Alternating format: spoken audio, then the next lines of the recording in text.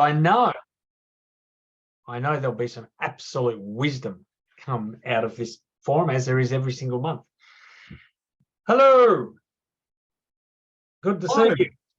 Yay. Love it. Love these forums. I just like just listening to you guys inspire me. So go on, inspire me. Oh, I'm so selfish, aren't I? We all good? We are. I am anyway. Well, why don't we just start? Let's just kick it off. Yep, Sue, why don't we'll kick it off. Just whoever feels like they've got something they want to share, updates, breakthroughs, questions, challenges, anything, doesn't matter. Let's just start and we'll just see where it takes us, shall we? Sue, you want to kick it off? Yep, thank you. I just want to say 2 months in, co-authoring a wellbeing book with my colleague Justin, who is probably going to come in shortly. 3 things I'd just like to say that are not new, but I'm experiencing them. The first one is what Andrew said about don't be aiming to impress people, impress upon them what you want to need to say. That's been a really releasing thing for me, where what people think, the opinion, when you might be speaking or writing, gets in the way of the genuineness of speaking from the heart. Thank you, Justine. You gave me that piece of advice too, speak from the heart. The second thing I want to say is the beauty of the first draft. I'm still there, aren't I? And all of you who have probably gone much further thinking, oh, she's got some hard work ahead of her, no doubt, when we get to the editing and so on. But for the moment, I'm having the joy of creation, the first draft. The third thing is the wisdom and the effectiveness of the daily habit of sitting at the desk and putting in the time.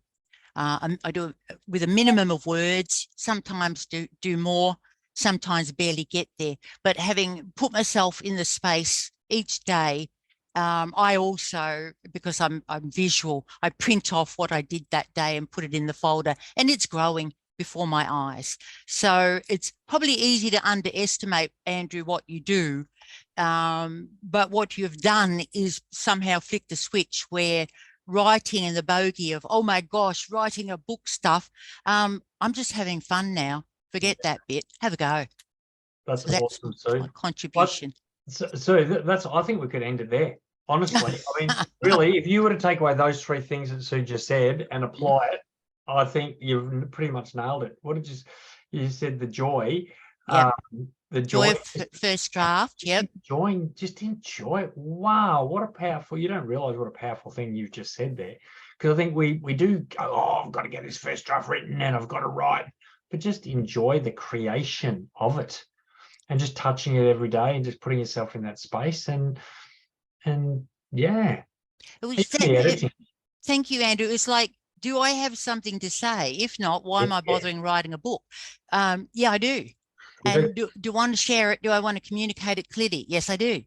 So just concentrate on that bit and leave the rest to later. And whether there are 3 things working for me now, Andrew. And as I said, I've got to this point where I haven't tried it before. So you've turned a switch. So thank you so much. Oh, you're welcome. And so I just want to also bring attention to the first thing you said was impress upon people, because I think we all, if you're writing a sort of self-help and it's a bit autobiographical, it can feel a bit like bragging sometimes, can't it? Like, I don't know about you, but sometimes when I talk about stuff that I've achieved or stuff that I've overcome, and I just want to say to people, look, I just hope this doesn't come across as me trying to impress you, but the word that just flipping it to impress upon you, that if I can do this, if I can overcome this, you can do that, because I'm not special. And I think we're all in that same boat, aren't we? Where we're all wonderful, we're all unique, but we're not special.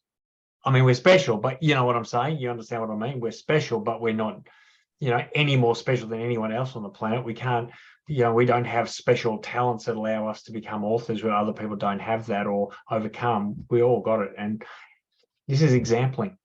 We are more special, Andrew. Come on, admit it. Well, yeah, I know, but I know we've just got to be careful, John. Don't be so modest. We don't want to upset people.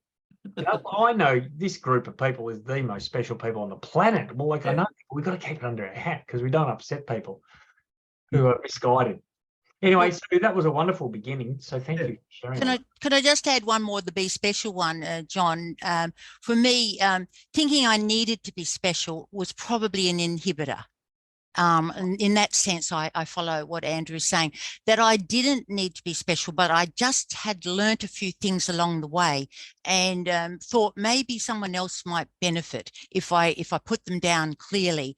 And not being special in that sense, being amongst all of humanity, similar problems, similar beauty, similar joys, similar challenges, meant, come on, Sue, maybe you've got something to say. So that's what I like about You're Not Special. Yeah, and also, and again, while we're on this point, I think we're all I mean, as human beings, we all have the same capacity, the same potential, but there's only a few people that will step out and have the courage to do what you guys are doing. So maybe the differential there is maybe the courage to step out and face the fear of putting something on a paper and going, well, I don't know if it's going to be any good. That takes courage. So anyway. All just fine distinctions, but I think yeah, it's a special group of people for sure. So thanks, Sue. Who else has got some? That was a wonderful start. Wow, you've unlocked a few things there, and I think we could, want to add to that, share, add something else. Well, I could probably add to that a little bit because, as you know, Andrew, I've been a public speaker for 25 years, and 20 years ago I started writing my book because I wanted to leave something behind, because a lot of people were saying, so what's your progression for, that's going to continue on for Carmen's road safety after I can no longer give the presentations? And I didn't want Carmen's legacy to just end when I end. So that's why I started writing the book. And it was, as Andrew knows, it's the hardest thing I've ever done, except for burying Carmen, of course. But that's been the hardest thing. But now that I have the book, this is the pinnacle. This is the top of the tree for me. It's the top of the mountain, because when I do go on, I've left something worthwhile behind in the form of a book. And at the moment, it's being turned into an audio book. All the audio has been done. Right. And we're currently actually editing the audio to try and get that correct as in line with the book. And it's, once again, another amazing thing. If anyone here has a book, I would really recommend that you look at putting it into an audio book, because it is absolutely staggering. It is so different to a book. Yeah. I've never listened to an audio book before, never ever listened to one. And it is completely different. You have a new product, and I've cried listening to my book, listening to some of the things that were happening in my book. Yeah. And, it's brought me to tears. Yeah.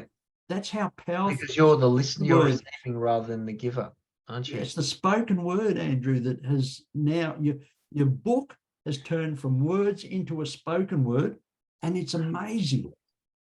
Yeah. John, I want to ask you a question. I mean, obviously the book's been tough for you. It's been a real journey. Yep. I'm not right now, I'm not talking about book sales. I'm not talking about legacy. I'm not talking about the impact that book's having on people. I want to know, how have you changed as a person as a result of going through this journey to get your book written and published? Personally for you, what's changed within you going through that journey? Yes. What changed within me was something that I had to get through my head that I couldn't believe. I now call myself an author. That's just alien, has always been alien to me. For someone who failed English every single year that he went to school because all he wanted to do was play football or cricket, for me to actually write a book and people say to me, you're an author, that's just amazing that you're an author. And I've always looked at people like you, Andrew, who has written a number of books, and think, how incredible is this person to be able to do that? And it was hard for me to actually accept that I was an author for probably 6 months, until I was getting so much amazing feedback from people congratulating me what I'd put out there and how much it had impacted their lives, and then they lent it to someone else and it impacted their lives and so on. And yes, I'm an author, and I did it, and I am really proud to say I'm an author. Awesome, mate. Good That's on how it's changed my life. you. Awesome. Good on you, mate. That's wonderful. Thanks, John. Beautiful. Hello, Sue and Steve. How are you, mate? Sue and Stephen, good to see you both. Where'd Sue just disappeared? You're flying off. Okay, that's awesome. Who's next? Who wants to share something? We've been inspired already in the first 13 minutes. Oh, the pressure's on, isn't it? Like, how do you follow those two? My goodness. Come on. I will. I knew you would, Good, Justine. Justine. I knew you would. And I'll just get up and grab it. So you guys know that I haven't been in for a couple of months, I don't think. I missed the last one. I finally got it. Is In it? hardcover. Oh, Yay. fantastic. Fantastic. So here it is, hardcover. Oh, wow. So I got it printed in July last year and really wanted it in hardcover, visioned it in hardcover, never really visioned it in the soft cover. And so I pushed on with it and got it in the hardcover. So I'm celebrating that at Good the girl. moment, and it's on Amazon and Target. So that. And Andrew's always telling me no more co-authored books. However, I'm co-authoring another book, but it's my book. So it's That's all book that right. I'm putting That's together. It's a book that I'm putting together for MS people around Australia. And I had a vision, had a dream. Oh. What about MS people around the world? Because there might No, that's be next. on this poll that may be a part of that. We want to get this one done first. I've actually got MS Australia, it hasn't endorsed it, but they're writing a chapter in it. So it's the next best thing. And they're putting it out through their networks, calling for authors next week to come into it. So I don't know if I've bitten off a little bit more than I can chew this time, but we'll see. I had a goal of having 20 authors in it, and I'm already up to 4 without even advertising. So we'll see what comes back in. It could be bigger than Ben-Hur, but I'm writing another chapter for it, and it's all very exciting. So, you know, we all have visions. That's why we're sitting here, and visions become reality when you set the goals and you work towards them. So Awesome. but Chris, I know this has got Chris interested. Well, yeah, I need to jump in there, I'm afraid. I mean, just are you talking about multiple sclerosis? yes. Wow. Justine has multiple sclerosis as well, Chris. Wow. Yeah. I've had it. It's actually, today's my D-Day.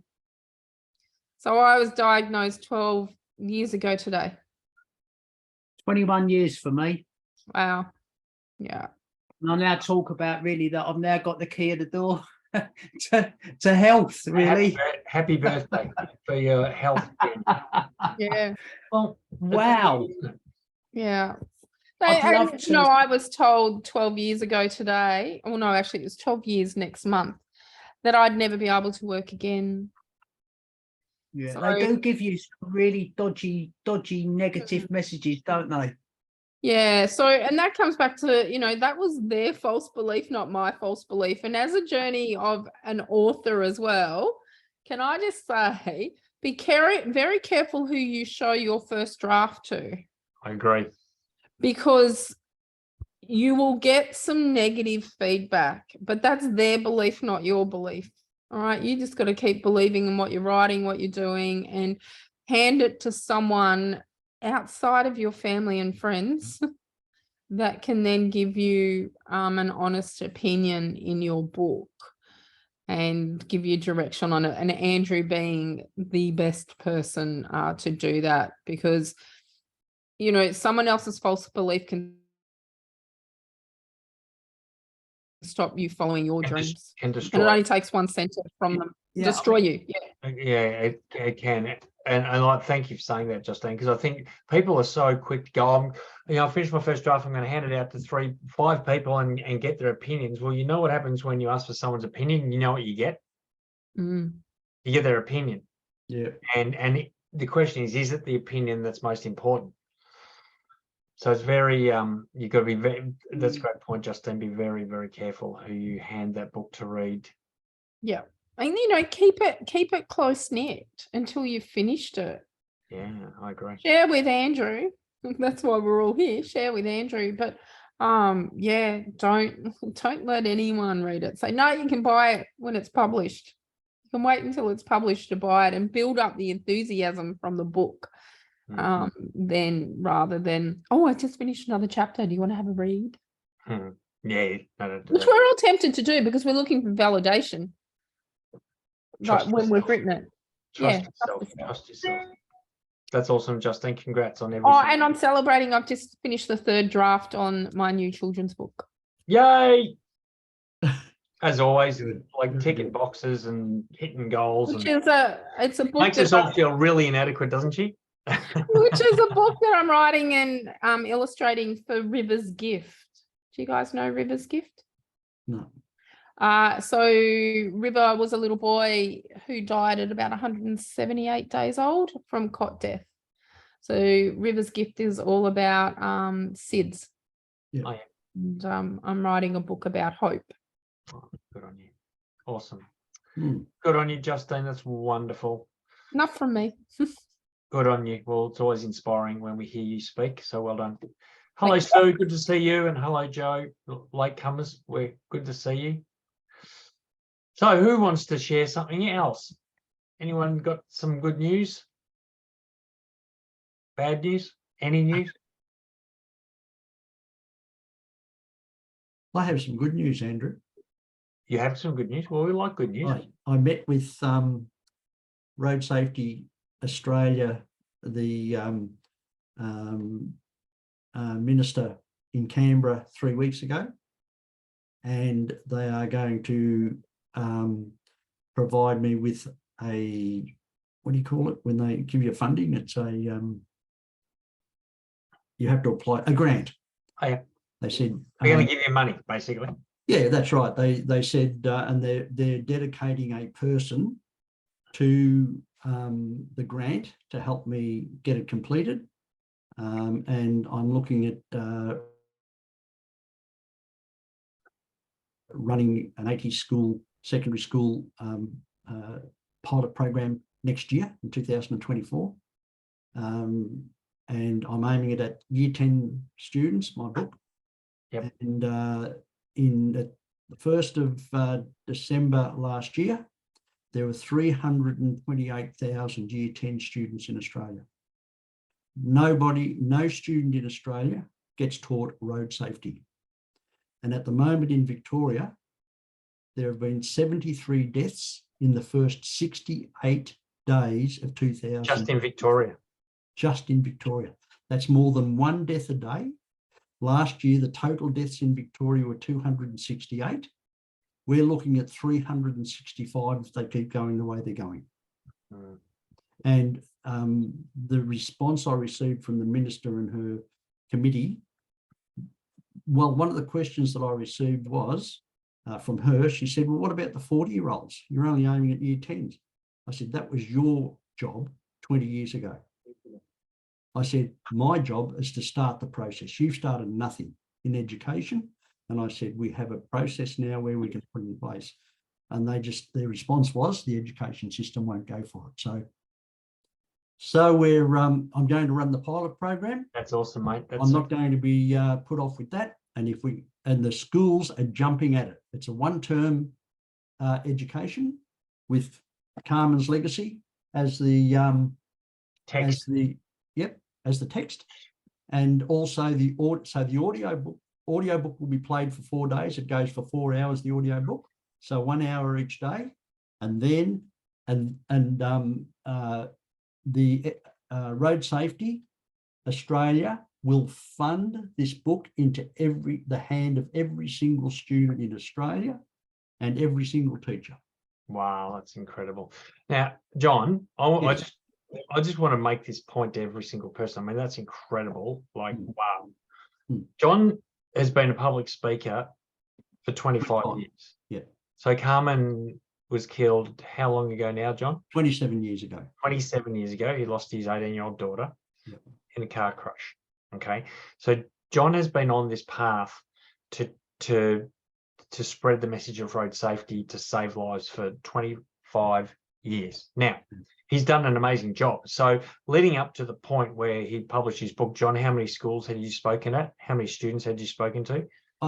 460,000 students have heard my presentation, plus about 400,000 corporates. So nearly 1 million people right now. Yeah. But the point I want to make is this, John, what's happened since you published your book? Because things have just gone exponentially, right? Like doors are open, this whole Australia road safety thing. And this is what I'm trying to say. It's not about the book. You know how I say, you hear me say it all the time. Yep. It's not about the book. It's not about the book. It's not about the book. The book is your platform. The book is the key. The book is the thing that will unlock. John's been doing such amazing work, but he's been driving all over the countryside to deliver for 25 years. Now, look what's going on. I want everyone to pay attention to this, because this is where you're going when you write your book. Now your book will do the work. That's right. John, the time John spent writing that book, now his book, and that book will keep going long beyond John. This course, this training will keep going long beyond John. But if it was just John driving around speaking in schools, that's got a shelf life, right? And at some point, John's not going to be able to stand up in front of classes, not going to be able to drive around, and all of a sudden the legacy stops. The book is now carrying this legacy on to great places. You get what I'm saying? Like, John, you're just such a beautiful example of the power of why you write the book. And it's not about, you didn't write a book to be an author. No. You're proud to say you are one, but that's not why you wrote the book. You wrote the book because you want to have the greatest impact on lives that you can do. And that's what you're doing. And also, I mean, if you want to set yourself up financially as well, and for your family and all that sort of stuff too. Yeah. Yeah. Well, if let's be honest, we want to make money as well, right? Yeah, it's cost me over the years what I've done. Like today, I drove for 5 hours and gave a 1-hour presentation, and I got paid $900 for it. And I do the same thing again on Friday, and it'll be a longer drive on Friday, and I'll get paid $900 for it. I don't charge for petrol. I stayed overnight the night before, and I'll do the same thing again on Thursday night. I'm not making any money. So doing this, do you know what I'm hoping to do? Save one life. That's what I'm out to do. Yep. But Andrew, you're so right in what you're saying, because I didn't expect when I wrote this book that I would be sitting down with the Minister of Road Safety in Canberra talking about bringing this to all the kids, because I had this small focus, which was to stand in front of students. There were 300 there today, and up until now, I've been satisfied with this. Now, my vision has just broadened dramatically, and so will every other author's vision of what your book can do. And I now have the vision of seeing Carmen's legacy on the desk of 330,000 students in 2025. And then my life's work has been done in a year. That's amazing, mate. That's incredible. Done Good on you. by putting pen to paper. Good on you. That would be amazing. Yep. Well, there you go, guys. Again, I think with what Sue shared and what John's just shared, I think we could all go home happy, right? Like, I think if that's not motivation to get you B into G, what is? You know, like, wow. That's awesome, mate. Good on you. Thank you. Thanks.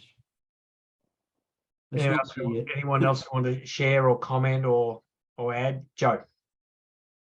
I think that's a very hard act to follow, but seeing I've started talking, John, that's amazing what you've been able to do, and that's such a widespread need that you're feeling.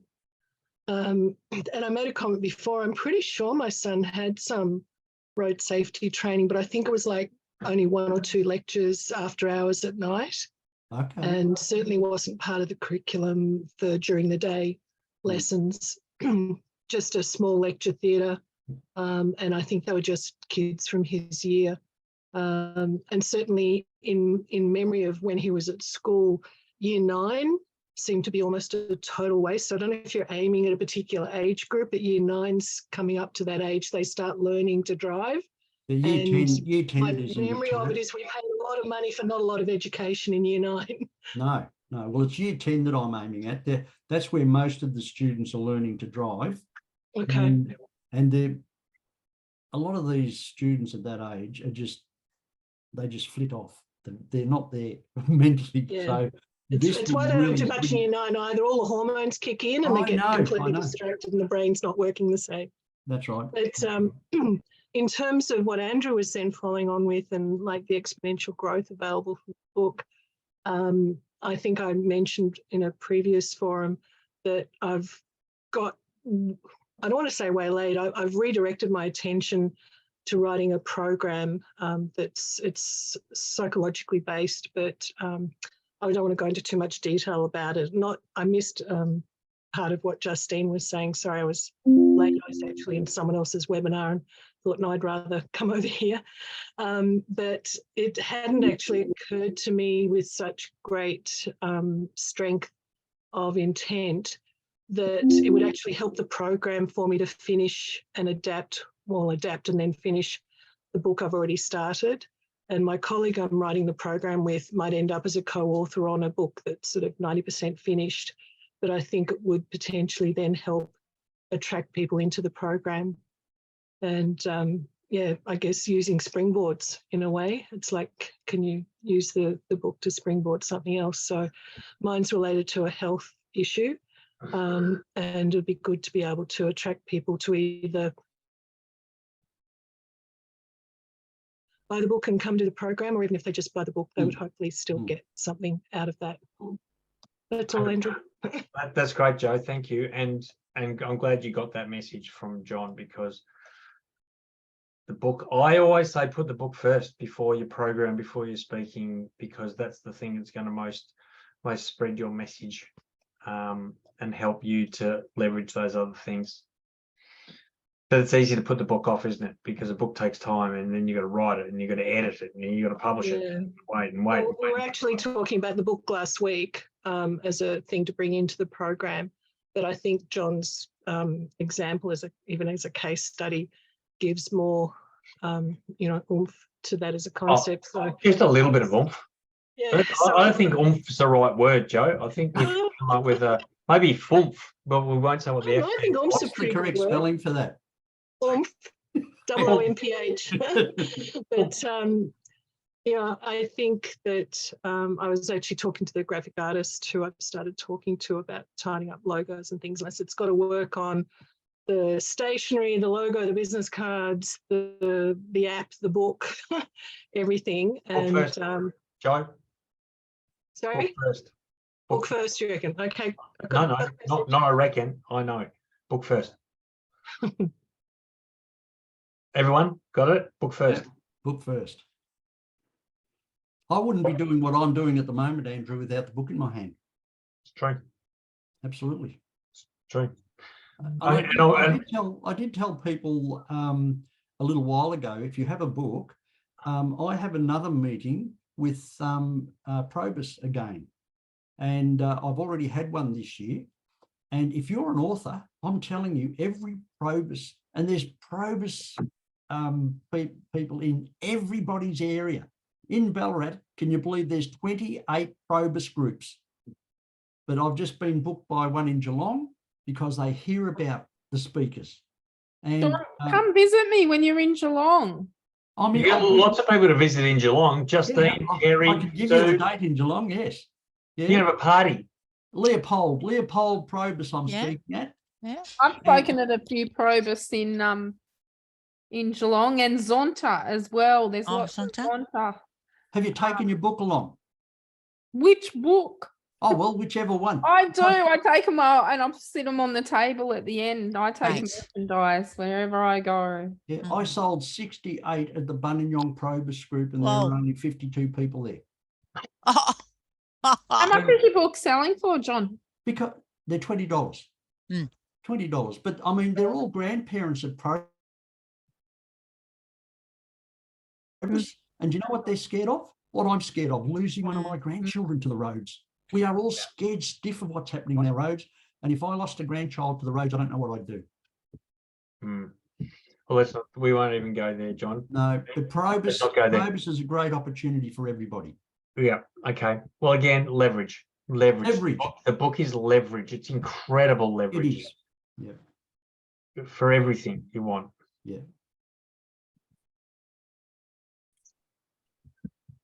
Thanks, mate. That's great, John. Great content today. No worries. Leverage Andrew. seems to be our word. Leverage seems to be our word today. I like it. Anyone else want to jump in? And Sue, we haven't heard from you for a while. You'll have to unmute yourself. Still muted. I can't lip read, Sue. Sorry. Still muted, Sue. Come on, you can do it. Yeah, I can do it. He's done it. Yeah, well done. Yay. Look, I just listening. I've got a few kind of words I've written down because obviously what I find really helpful about this group is obviously the peer support and just listening to people that have already written books. And I'm kind of trying to, glean as much as I can. Justine, you're amazing, first of all. Just like churning out all these books, but it's not just about the books, it's about your passion. And I think what I'm curious about for all those people that haven't written a book yet is I suppose where, I know the answers, but it's actually finding the fuel. And I think the fuel is the passion. I can hear the passion in your voice, Justine, and I can hear it kind of popping out of you, John. It's just incredible. And I have lots of passions. And I think my biggest challenge is getting that book central in my passion kind of purpose, if you want. And then, the last year I've really struggled with, not with passion, because I have a lot of passion for lots of different things, is actually getting that book in the center of my to-do and my passions and believing in that. And I suppose juxtaposition of that, and then like you say, Justine, not sharing it with people, holding it back. And so a lot of this is like this kind of belief, trust, delayed gratification, knowing that, what you have is worthwhile, and not needing that kind of, I suppose, like you say, recognition or whatever you're searching from when you share it with people. And I haven't shared it with many people at all. In fact, I haven't shared it with hardly anyone. So even telling them. And I think when you come from maybe a paradigm where people don't do that kind of thing, it's busting through all of that and then coming back to the day and winning that day. And I know that's central to it, but it's the fuel almost, the fuel to just keep that going every day and just having that belief but not letting go of it. And I just wanted to share, Andrew, I have actually gone through my sketch and returned to it as I promised I would today. So Good girl. These sessions are really good for that. They are indeed. Justine. It's knowing your why, Sue. It's knowing why you're writing your book. If you don't know why you're writing your book, it makes it very difficult to complete it, to even start it. So knowing and I think you can and keeping control of that why, I think, as well. So you come back to that and make it less not dissolving it, if you want, making it very, very focused as to why, returning to it. I think I get that. I think that's what I need to do, like almost. It's the same and strong enough for now. I think that's, because the why was very clear at the beginning and it drove me through to about 2/3 of the draft, if you want. And then other things come into your head and other passions take you away. And I think returning to the why, I think maybe that's where I need, maybe even, getting a bit more focused on that more than anything else. Well, I guess, look, I don't know. I can see the point. The point is, look, here's the thing. I mean, if you look at John again, John's already used you as an example. For John, it's not hard. He can't escape his why, right? Like every day he wakes up and he's got a hole in his heart, right? Like where he's lost his daughter. So his why slaps him in the face every single day. He can't escape it. There's no avoiding it. That's what drives him. Now, most of us don't have that, intense, I guess, heartbreak that's driven us or drives us. We've got to create our own why. Unfortunately for John, it was thrust upon him in a way that he never would have chosen or wanted. You've got to submerge yourself in it, right? Like first you got to get clear, and so Justine's spot on. You got to get clear on why, then you've got to surround yourself with it everywhere you look. Photos on the wall, vision board, back of the toilet door, on your phone, affirmation, take your dream for a drive, test drive. You've got to every single day, because otherwise it just gets lost in the noise of life. So I think that's what happens. You've got so much happening in your world that it's easy, it just sort of falls to the bottom of the pile. You've got to just elevate it every day in your face. Wake up in the morning, look at it, think about it, talk about it. Just get it up there, get it out there, because when it's in your face everywhere you look, you can't avoid it. It's there. Yeah. Yeah, and that makes complete sense. I think the challenge is when you've got lots of passions, I guess, lots of whys, if you want to call them it, why you do anything, is I'm finding that well, this is where you also so you got to link common thread. You link the book. Yeah, link the book to those things. This is the thing, and that's what I was saying to Joe. Joe's going, well, I've got this program I want to write, but if you know the book is going to elevate that program and get more leverage and get more traction, so you do that more and better. Exactly. Again, look at John's example. I mean, he wants to get the message out about road safety, and he's doing it one school at a time, driving 5 or 6 hours a time to do it. And wearing through cars and paying for petrol and staying overnight and making zero money, but the book has just gone and just opened the doors that he couldn't open by himself. Yeah. What are the doors you want opened? What are those other doors you want opened that the book can open for you? Trust me, there's lots of them. If I was to go through the list of doors that have been opened to me as a result of being an author, I'd spend the rest of this session. I don't want to bore you with that, but it's so easy to sit here, having done it, and John having done it, and I know for a lot of you guys, you're sitting there going, yeah, but really, will it work for me? Yes, well, you just got to trust that. But Andrew, it wasn't easy. I didn't just write a book. It took me 20 years. And I cried and cried, and it was so hard to do. I would meet with Andrew, and I would lay so much on poor old Andrew there, and he'd say, you've got to do this, and he'd set out a program for me in a format, and I'd try to follow it, and then I'd cry again, push the keyboard away, not go back to the book. Andrew wouldn't hear from me for 12 months. He'd send me an email and he'd say, what's going on, John? And I hadn't looked at the book because I couldn't face it. That's how hard it was for me. And honestly, if I can do it, every single person can do it. If I can do it because I was not a writer, I know I can speak at public meetings and things like that. However, I can tell you, I failed every year at English. And the poor old editor must have been ripping her hair out when she was looking at what I'd written. That's what editors do, John. That's their job. They deal with the rubbish we write. Look at me. I ripped my hair out writing it. No, it's valuable wisdom, and I kind of see it, and I suppose we all have our own kind of things going on, and I think from what I'm hearing is that central linking of what you're doing, because we've only got so many hours in the day and only so much energy that we have.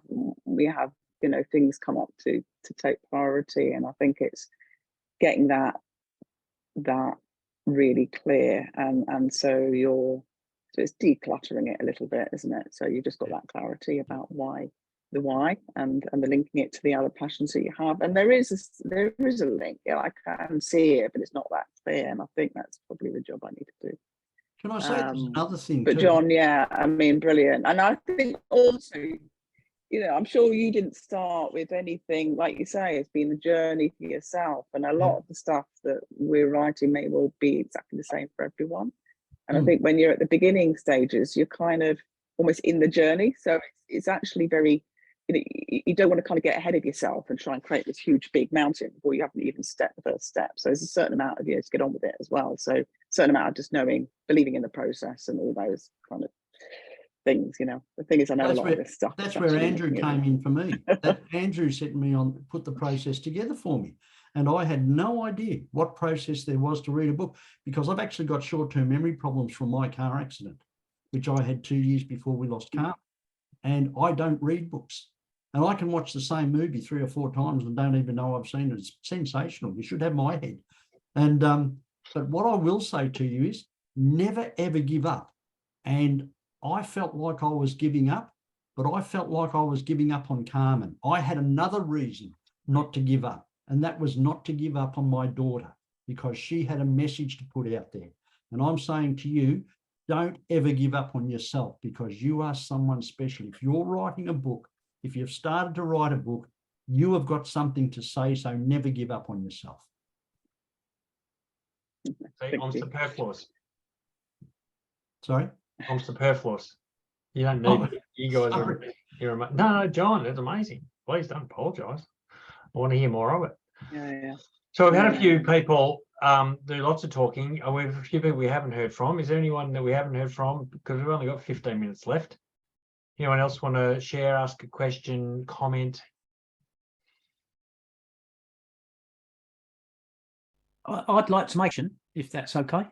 Of course, absolutely, Chris. And you know, listening to you guys, and John, you know, you're inspired. You're sitting here and you're inspiring me, mate. And I just want to say thank you to you. And I'm going to make a declaration to the group here, because I'm sitting here realizing that I'm just making bloody excuses why I'm not doing what I should be doing. You know, and I'm finding other things to be doing, and I'm busy, and I'm this, and I'm that, and I'm that. But I'm now listening to you guys. I know what I have got to do.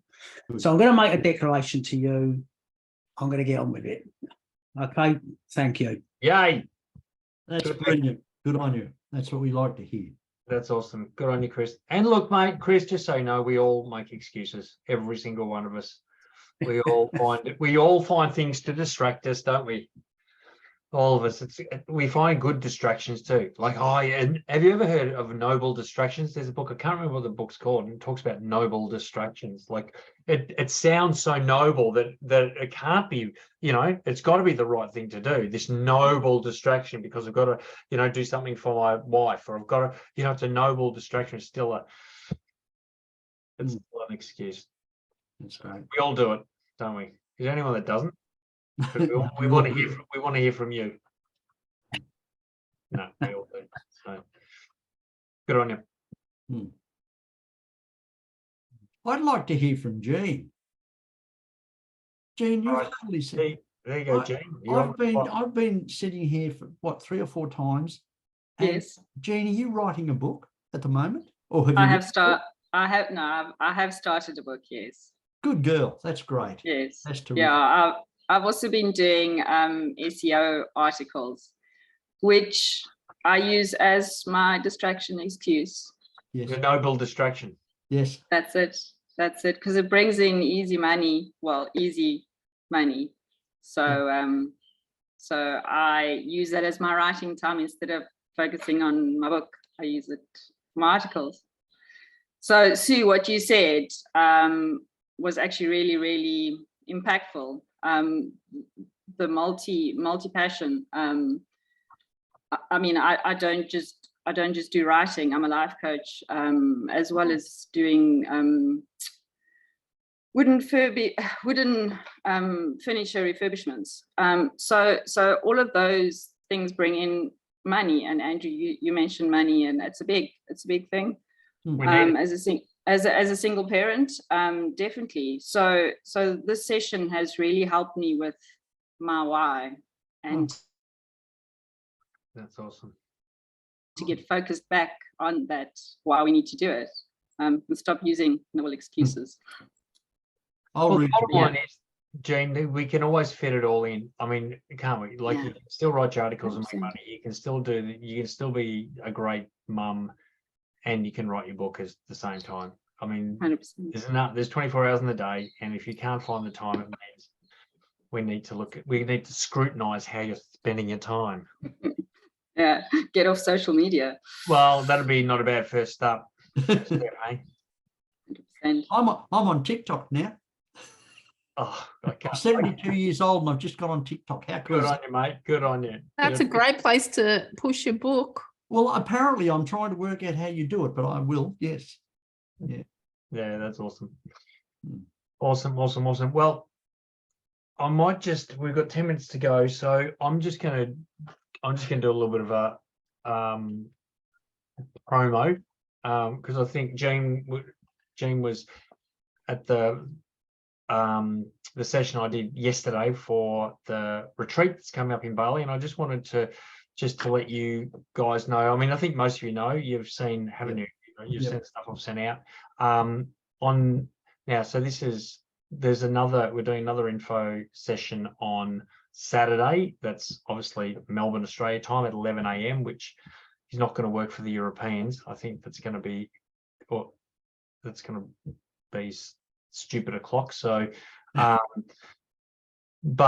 I just want to look. Based on what we've spoken about tonight, or today, immersing yourself in your why, immersing yourself in the journey and the process, and really committing yourself to it. I'm excited about this retreat that's coming up. It's going to be 7 days in July, and if you haven't ever been to Bali, it's just such a beautiful place to get away and focus on the thing that's most important, and get away from the noise, and get away from such a beautiful healing place, and a place of creativity. And it's going to be a pretty amazing program over 7 days. So I just want to encourage you, if you haven't been to one of the sessions, I'm going to pop the link in the chat right now for the session on Saturday. And hang on, where am I now? If any of you guys in the UK, because you're probably not going to be able to attend that live, if you're interested in, I can send you a recording if you want to see it, if you think it's something you'd want to investigate or research. This is the first retreat I've ever done, so I'm excited, and hopefully there'll be some people there. Otherwise I'll be in Bali by myself. So, but it's going to be awesome. It's going to be an amazing place just to immerse yourself with like-minded. It's like this forum on steroids, right? Imagine this forum. Imagine hanging around people like John Marr and Chris and Sue and all of you and Justine for a week, and just walking out feeling bulletproof and clear on what you want, and clear of all your blockages and all your excuses and everything. And just, that's my vision for this. It's going to just unlock, release you if you feel stuck. I really feel like that's what it's going to do. So there's obviously an investment of time and money to get there and be there and stuff like that. But, I guess that's where you got to weigh up, is that worth it for the results I want to get? I mean, John talked about 380,000 year 10s? 328,000. Yes. 328,000 year 10s at $20 a copy. Do the maths on that. Anyone want to do the maths? I haven't even done the maths on that. That's not the reason I'm doing the it. maths on that. Yeah. That's on three is about. Oh, sorry, no. Look, it won't be $20 a copy, Andrew. Because no. Let's say you make $5. You make $5 a copy. What's $5 times 320,000? Yeah, 1.5 million. 1.6 million. Yeah. Right. Like, you get what I'm saying? So these are the things that are possible. I want to be your publisher. I've self-published. So don't tell Ange, Andrew, that I'm going to get that money because she'll expect something. Oh, I may. We'll keep this That's under. my wife, by the way. Yeah. I hope you've got a good press release written. I haven't got anything written. Nothing. Oh my God, John, I need to sit down with you. Yeah. Is there a chance we can meet in Geelong? When are you coming? I've just put it up on the question there. I'm coming on the. chat. You Oh, didn't put the date. I didn't put a date. What an idiot. There you go. If an idiot like me can write a book anyway. Hey, John. That's it. What's your words, Hopefully. mate? What's your words? What's your Yes. words? Oh, well, I was only calling myself an idiot. No, don't call yourself an idiot, because you know what happens when you call yourself an idiot? You will Stop be an idiot. believing You'll it. start to believe it. 17th April. Chris, can you not hear us? Sorry? No, that's right. I'm just talking to Chris. Chris has lost, sounds like he's lost. Anyway, we're going to wrap it up, I think, unless anyone's got any further comments, questions. And I do want to encourage you to reach out to each other and connect, because I think, you know, why wait? Sue and I met. Yeah. Why Yeah, why wait for a month before, you know, we jump on a forum to connect? Why not? You know, you can connect on Facebook, you can connect on WhatsApp, you can connect by phone, email, you know, just share your stuff if you want to connect, and I would really encourage you to do it. Because the more you can collaborate and connect with like-minded people, the more likelihood there is of you being successful. Now, the next forum, I sent an email after the one on Saturday, and I totally neglected to see that date was Easter Saturday. So I've pushed the next forums. I've pushed them back, forward, back to the following week. Okay, but I'll send out an email after this, so you'll know exactly when the next forum is. So it'll be 5 weeks, not 4 weeks, because we have Easter to do as well. So, guys, wonderful to see. This has been one of the best, I think. Don't you reckon? Yeah.